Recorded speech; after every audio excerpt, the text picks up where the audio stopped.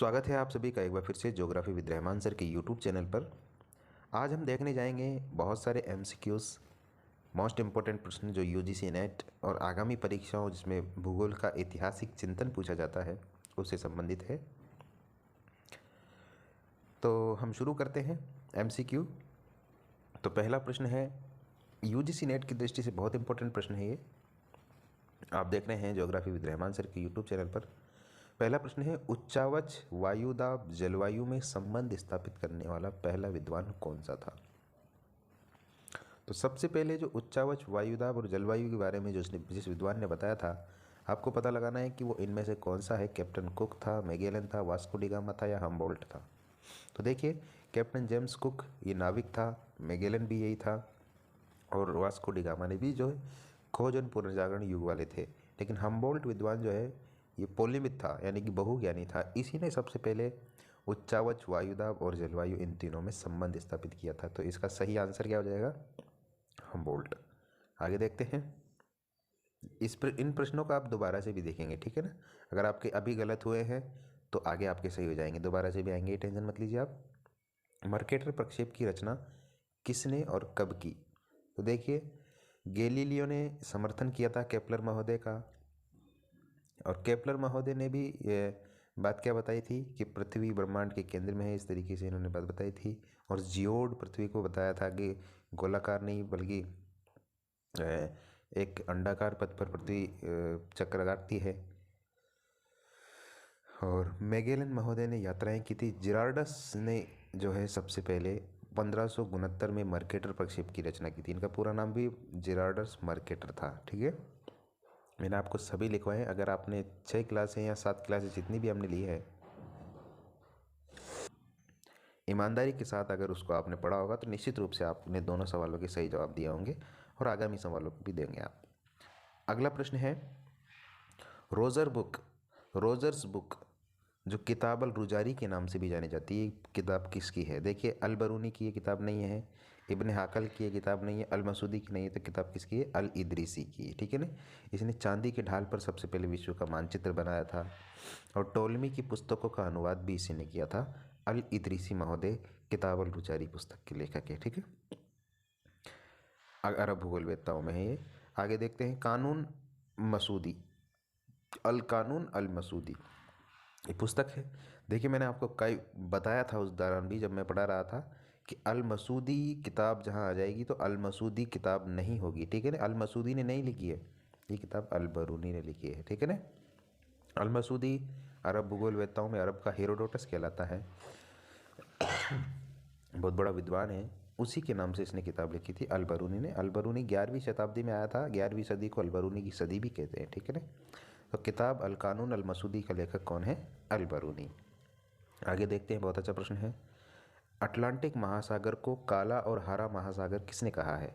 तो अटलांटिक महासागर को काला और हरा सागर किसने कहा है? अल मसूदी ने कहा है, ठीक है। अल मसूदी दो ऑप्शन दिखाई दे रहे होंगे आपको, ये अल बरूनी है लास्ट वाला, इसको बरूनी कर लीजिएगा। अल मसूदी ने जो है अटलांटिक और महासागर को काला और हरा महासागर सबसे पहले कहा था। नेक्स्ट प्रश्न देखते हैं हम। ब्रह्मांड के एक चक्र, विकास और विस्तार को क्या कहा जाता है? ब्रह्मांड के एक चक्र, विकास और विस्तार को कहा क्या जाता है? विज्ञान दिवस, भूगोल दिवस, पृथ्वी दिवस या ब्रह्म दिवस? इसको कहते हैं ब्रह्म दिवस। देखिए, जिस तरीके से एक दिन होता है, रात होती है, उसको एक दिन कहा जाता है, उसी तरीके से ब्रह्मांड का विकास होता है, विस्तार होता है, फिर ह्रास होता है। तो इस संपूर्ण चक्र को ही ब्रह्मांड दिवस कहा जाता है या ब्रह्म दिवस कहा जाता है। अगला प्रश्न देखते हैं। अगला प्रश्न है, कालक्रम के अनुसार यूनानियों को सही क्रम में चुनिए। इसमें यूनानी विद्वान भी है और एक रोमन विद्वान भी है। तो देखिए, सबसे पहले हमने देखा था, सबसे पहले आया था आपका कवि होमर, ठीक है। होमर के बाद हमने देखा था थेल्स को, थेल्स के बाद देखा था हमने अनेक्जिमेंडर को, यही था क्रम। तो सबसे पहले अनेक्जिमेंडर आ जाएगा, ठीक है। अनेक्जिमेंडर के बाद आपने देखा होगा हिकेटियस को, जिसको भूगोल का जनक कहते हैं। हिकेटियस के बाद हमने हेरोडोटस को देखा था, हेरोडोटस के बाद हमने अरस्तु को देखा था, तो इसके बाद आ जाएगा अरस्तु। फिर अरस्तु के बाद हमने अरस्तु का ही चेला जिसको क्या कहते हैं, प्लेटो को देखा था अरस्तु से पहले। फिर अरस्तु के बाद हमने थियोफ्रास्टस को देखा था। फिर इरेटोस्थनीज को देखा था, है ना, इरेटोस्थनीज आ जाएगा, ये आ जाएगा। और इरेटोस्थनीज के बाद हिप्पार्कस, 2-4 विद्वान और थे, उनको भी देखा था हमने। फिर हम जब विद्वान आएंगे रोमन विद्वानों में सबसे आखिरी विद्वान जो आएंगे वो टोलमी हैं। तो सबसे लास्ट में टोलमी आएंगे, अनैक्सिमेंडर सबसे पहले आएंगे। तो इसका सही क्रम यह होगा सी वाला, ठीक है। आप और देख लीजिएगा, इसको मैं नोट्स में लिखवा रखा है, सभी को क्रम से लिखवाया है मैंने। आगे देखते हैं, निम्नलिखित अरब विद्वानों में से किसको विस्तृत भौगोलिक यात्राओं व भौगोलिक महत्व के लिखित विवरण के लिए सर्वाधिक जाना जाता है। तो सबसे ज़्यादा अरब में सबसे ज़्यादा यात्राएं जो की थी वो था आपका इब्ने बतूता। कौन था वो? Ibn Battuta. इसको अरब का मार्को पोलो भी कहा जाता है, आपको पता हो तो। रहलान की पुस्तकें यात्राएं, सबसे ज़्यादा यात्राएं की थी, मैंने आपको बताया भी था। इब्ने बतूता बगल में जूता पहने तो करता है फुर, एक गाना भी है इस तरीके से। तो विस्तृत यात्राओं भौगोलिक महत्व के लिए इब्ने बतूता को जाना जाता है। पनामा नहर खोदने का सबसे पहले विचार किसने दिया? तो ये दिया था साहब हमबोल्ट महोदय ने, क्योंकि यही दक्षिण अमेरिका की यात्रा पर गए थे। टोलमी ने गया, स्ट्रेबो ने गया, रेडजेल ने गया, तो सबसे पहले यही हमबोल्ट जो है दक्षिण अमेरिका की यात्रा पर गए थे। इन्होंने ही देखा कि जो है अटलांटिक महासागर से अगर प्रशांत महासागर में जाए तो एक पनामा नहर खोद दी जानी चाहिए, ताकि दक्षिण अमेरिका का चक्कर नहीं लगाना पड़े। अगला प्रश्न है, निम्न में से कौन सा विद्वान इसे पार्थिव एकता पर बल दिया? मर्केटर ने नहीं दिया, टोलमी ने नहीं दिया, प्लिनी ने नहीं दिया, किसने दिया था? वॉन हमबोल्ट ने। अलेक्जेंडर वॉन हमबोल्ट ने सबसे पहले जो है पार्थिव एकता पर बल दिया था। अगला प्रश्न देख लेते हैं, वेस्टिज ऑफ द पास्ट किसकी पुस्तक है? अलबरूनी की पुस्तक है, यानी अथर अल बगिया के नाम से भी जानी जाती है। Vestiges of the past, Al Masudi, Ibn Hawqal, Ibn Battuta, ये गलत हो जाएंगे। अलबरूनी की पुस्तक है vestiges of the past. Athar al Baqiya, ये भी इनको अरबी में कहते हैं। अरब का हीरोडोटस किसे कहते हैं? अरब का हीरोडोटस यानी इतिहासकार, ये कहते हैं अलमसूदी को। किधर गया अलमसूदी? ये रहा अलमसूदी, ठीक है। अलबरूनी को पोलिमित कहा जाता है, यानी कि बहुज्ञानी कहा जाता है। अलमसूदी जो है इनका सबसे बड़ा विद्वान हुआ है, और इसने सबसे पहले अच्छी अच्छी बातें कही थी, इसलिए इसको हीरोडोटस कहा जाता है। उच्चावच, अब देखिए वापस रिपीट प्रश्न हो रहे हैं, जल्दी जल्दी देख लेते हैं इसको। आप दोबारा से लगा लीजिए अगर आपके गलत हुए तो। उच्चावच जलवायु वायुदाब में सबसे पहले संबंध स्थापित किया था हमबोल्ट ने। आगे देखते हैं, मर्केटर प्रक्षेप की रचना जेरार्डस मर्केटर ने।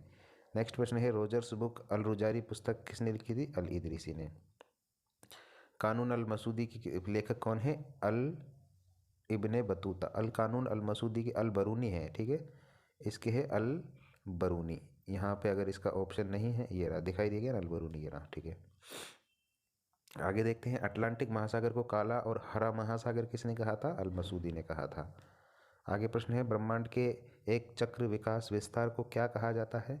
इसको कहा जाता है ब्रह्म दिवस। आगे और प्रश्न आएंगे अभी, ठीक है ना, नए प्रश्न आएंगे, ये थोड़े रिपीट हो जाएंगे, 12 के 12 प्रश्न, ताकि आपकी अच्छी से तैयारी हो सके। कालक्रम के अनुसार सबसे पहले मैंने बताया था आपको अनेक्सिमेंडर, अरस्तु के बाद इरेटोस्थनीज और टोलमी, ये क्रम सही है बिल्कुल। इसके बाद है, निम्नलिखित अरब विद्वानों में विस्तृत यात्राओं भौगोलिक महत्व के लिए किसको जाना जाता है? इब्ने बतूता को जाना जाता है, ठीक है, इब्ने बतूता इसमें सही हो जाएगा। नेक्स्ट प्रश्न है, पनामा नहर खोदने का विचार सबसे पहले किसने दिया था? पनामा नहर खोदने का विचार सबसे पहले हमबोल्ट ने दिया था। पार्थिव एकता पर बल भी किसने दिया था? हमबोल्ट ने दिया था। नेक्स्ट प्रश्न है, वेस्टिज ऑफ द पास्ट किसकी पुस्तक है? वेस्टिज ऑफ द पास्ट अभी अभी बताया हमने, ये अल मसूदी की पुस्तक नहीं है, अल बरूनी की पुस्तक है, ठीक है ना, अल बरूनी की पुस्तक है, अथर अल बगिया। अरब का हीरोडोटस किसे कहते हैं? ये आखिरी प्रश्न था जो रिपीट है, इसके बाद नए प्रश्न आ रहे हैं। अरब का हीरोडोटस किसे कहते हैं? अरब का हीरोडोटस अल मसूदी को कहते हैं, ठीक है। आगे देखते हैं, कवि होमर ने पूर्व की ओर से चलने वाली हवाओं को क्या कहा है? तो देखिए, कवि होमर सबसे पहले आया था, मैंने आपको बताया था। ऊपर से चलने वाली हवाओं को इन्होंने क्या कहा था? नॉट्स कहा था, सॉरी, पूरब की ओर से चलने वाली हवाओं को इन्होंने ह्यूरस कहा था, दक्षिण की तरफ से चलने वाली हवाओं को नॉट्स कहा था, इधर से चलने वाली हवाओं को जेफेरस कहा था, और इधर से चलने वाली हवाओं को, मेरे ध्यान में नहीं आ रहा वो क्या कहते हैं, बोरास कहते हैं, ठीक ठीक है, बोरास कहा था। तो ये कहा है पूरब की ओर से चलने वाली तो ह्यूरस हवा, ठीक है, ह्यूरस हवा। थेल्स कहाँ का निवासी था, आपको बताया था मैंने, यूनान का नहीं था ये, मिस्र का भी नहीं था, जर्मनी का भी नहीं था, कहाँ है, मिलेटस निवासी। थेस, अनेक्जिमेंडर और हिकेटियस, ये सब जो है मिलेटस निवासी थे। इसके बाद है निम्न में से कौन सा विद्वान आयोनियन स्कूल से संबंधित नहीं। देखिए जो मिलेटस निवासी थे ये सब आयोनियन स्कूल से संबंधित थे। तो मैंने अभी आपको 3 नाम लिए, थेल्स, अनेक्जिमेंडर और हिकेटियस, ये तीनों आयोनियन स्कूल के सदस्य थे, हीरोडोटस महोदय नहीं थे। ठीक है ना, हीरोडोटस इसका सही आंसर है। अगला प्रश्न है, विश्व में पहली बार मापक आधारित मानचित्र का निर्माण किसने किया। तो अनेक्जिमेंडर महोदय ने मापक आधारित मानचित्र का निर्माण किया। होमर ने नहीं किया, थेल्स ने नहीं किया, हिकेटियस नहीं किया। ठीक है, अगला प्रश्न है, मेट्रोलॉजी का पुस्तक के विद्वान कौन है। मेट्रोलॉजी का बहुत आसान पुस्तक है, बहुत फेमस पुस्तक है अरस्तु महोदय की। अगला प्रश्न है, पृथ्वी पर वास योग्य क्षेत्रों के लिए एक्यूमेन शब्द का प्रयोग किसने किया। देखिए इस प्रकार के प्रश्न बहुत आते हैं परीक्षा में, यूजीसी नेट की परीक्षा में बहुत बार पूछा गया है प्रश्न। इरेटोस्थनीज इसका सही आंसर है। समुद्र विज्ञान के पिता किसको कहते हैं, पोसिडोनियस महोदय को कहते हैं। याद रख लीजिएगा इनको ऐसे कैसे ही, मैंने सब लिखाए हुए हैं आपको नोट्स में, और ये सब प्रश्न आए हुए हैं, आएंगे। ठीक है, रिपीट होते हैं बहुत सारे प्रश्न। इसी तरीके की एक इसका दूसरा पार्ट भी हम लेके आएंगे, तो आप कहीं मत जाइएगा, ये प्रश्न बहुत इंपॉर्टेंट है भाई। ठीक है ना, अगला प्रश्न है, निम्न में से भूगोल को स्ट्रेबो द्वारा किस भाग में नहीं बांटा गया है। देखिए भौतिक भूगोल में बांटा है उन्होंने, गणितीय भूगोल में बांटा, राजनीतिक भूगोल में बांटा, आर्थिक भूगोल में उन्होंने बांटा। ठीक है ना, आर्थिक भूगोल में उन्होंने इसको नहीं बांटा था। अगला प्रश्न है, कोरोलॉजी शब्द किसका नामकरण किसने किया। तो ये भी स्ट्रेबो ने ही किया था। ठीक है ना, कोरोलॉजी शब्द स्ट्रेबो ने ही दिया था। अगला प्रश्न है, अल्माजेस्ट पुस्तक, अल्माजेस्ट आपको पता होना चाहिए, टोल्मी की पुस्तक है। मैं आपको हो सकता है प्रश्न जल्दी जल्दी बता रहा हूँ, थोड़ा सा टाइम ले लेंगे हम, ऐसी कोई बात नहीं है। विश्व को 14 जलवायु खंडों में किसने बांटा सबसे पहले, अलमकदीसी, अलबरूनी, अलमसूदी, अलबल्की, बताइए। तो सबसे पहले 14 जलवायु खंडों में बांटा था, किसने बांटा था, अलमकदीसी ने। साथ में किसने बांटा था, अल इदरीसी ने। अगला प्रश्न भी यही देख लेते हैं हम, परमाफ्रोस्ट शब्द किसने दिया था, परमाफ्रोस्ट शब्द किसने दिया था, हम्बोल्ट ने, रीटर ने, कैम्पटन ने, मार्को पोलो ने। तो यही दिया था, साइबेरिया के संबंध जो बर्फीले इलाके हैं उनको हम्बोल्ट ने परमाफ्रोस्ट कहा था। पेरू जलधारा कहाँ चलती है, पेरू जलधारा कहाँ चलती है बताइए भाई। दक्षिण अमेरिका के पश्चिम में चलती है, पूर्वी भारत में चलती है, भारत के दक्षिण भाग की ओर चलती है, पूर्वी चीन में चलती है।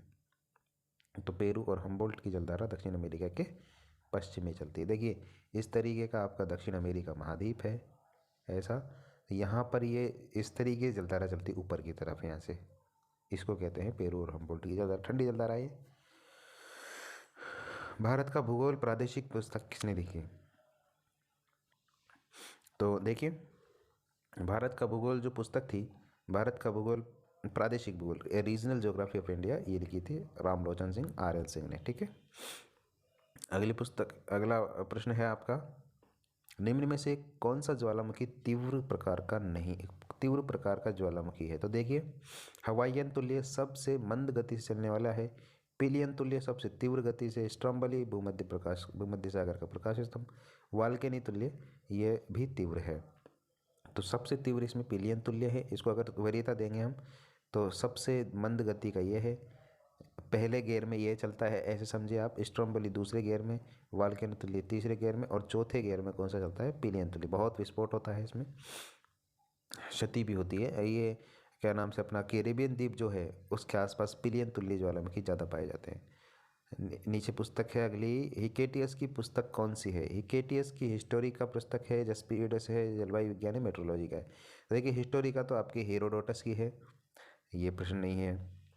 जस्पीरिडियस हिकेटियस की पुस्तक है, जलवायु विज्ञान ये आपकी हम्बोल्ट की है, और मेट्रोलॉजी का ये अरस्तु की पुस्तक है आपकी। तो ये भी पता होना चाहिए आपको कौन सी पुस्तक किसकी है। सही आंसर के साथ आपको गलत आंसरों के भी जवाब भी मालूम होने चाहिए।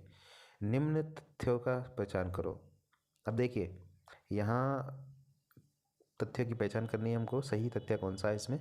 पृथ्वी और चंद्रमा दोनों स्थिर है, पृथ्वी स्थिर है, चंद्रमा गतिशील है, सूर्य स्थिर है, पृथ्वी उसकी चक्कर लगाती है, और पृथ्वी स्थिर है और सौरमंडल के बीच में है। तो आपको पता चल गया होगा कौन सा गलत है, ये दोनों स्थिर नहीं है। पृथ्वी स्थिर है, चंद्रमा गतिशील, ये भी नहीं है।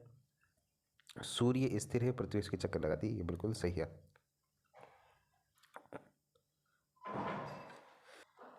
हाँ, थोड़ी तबीयत सी खराब है, इसलिए मैं सही तरीके से नहीं बोल पा रहा आपको। भूगोल में पहली बार वनस्पति और झाड़ियों का अध्ययन किस विद्वान ने किया था? तो भूगोल में सबसे पहली बार वनस्पति और झाड़ियों का अध्ययन थ्योफ्रास्टस ने किया था। वनस्पति भूगोल का पिता भी इनको कहते हैं। और अंतिम प्रश्न जो है वो ये है आपके स्क्रीन पर, प्रसंभववाद के प्रणेता कौन है? प्रसंभववाद के प्रणेता एस.पी. चटर्जी, प्रकाश राव मनीष, कुरियन, OH कैस्पेट। तो OH कैस्पेट। इन्होंने एक शब्द दिया था मेघालय। क्या शब्द दिया था इन्होंने? मेघालय शब्द दिया था इन्होंने। और मेघालय का मेघालय नाम किसने रखा था? एस.पी. चटर्जी ने, ठीक है ना। तो इसका सही उत्तर प्रसंभववाद के OH कैस्पेट, संभववाद के है ब्लांच, और रेड जेल किसके हैं? रेड जेल है आपके नियतिवाद के, ग्रिफिथ टेलर नवनियतिवाद के। 5वां भौगोलिक अंतर्राष्ट्रीय सेमिनार कहाँ हुआ था? तो 5वां अंतर्राष्ट्रीय भौगोलिक सेमिनार ये कहाँ हुआ था? तमिलनाडु के तिरुचिरापल्ली में 6-7 फरवरी 2016 को हुआ था। ये भी मैंने आपको लिखवाया था, ठीक है ना। तो ये प्रश्न थे आज के। उम्मीद है आपके सभी प्रश्न सही हुए होंगे। जिसका जितना स्कोर है वो स्कोर अपनी जांच करे वो अपने। और एक श्रृंखला और लेके आएंगे जिसमें बचे कुछ और प्रश्नों को हम लेंगे। 25 से 30 प्रश्न की श्रृंखला और लेके आएंगे इसकी, ठीक है। तो आप बने रहिए चैनल के साथ। अच्छा लगा है वीडियो तो आप इसको लाइक कीजिए, और अगर कुछ कमी है तो आप बताइए क्या हम और सुधार कर सकते हैं इसमें। तो आज की क्लास में सिर्फ इतना ही। और हमारी इस वीडियो को बनाने का श्रेय जो जाता है, ये जो आप PPT देख रहे हैं पहली बार हमने इस्तेमाल किया है इसका श्रेय जाता है हमारे एक स्टूडेंट है राम शर्मा को। उन्होंने हमको बना के दी है। तो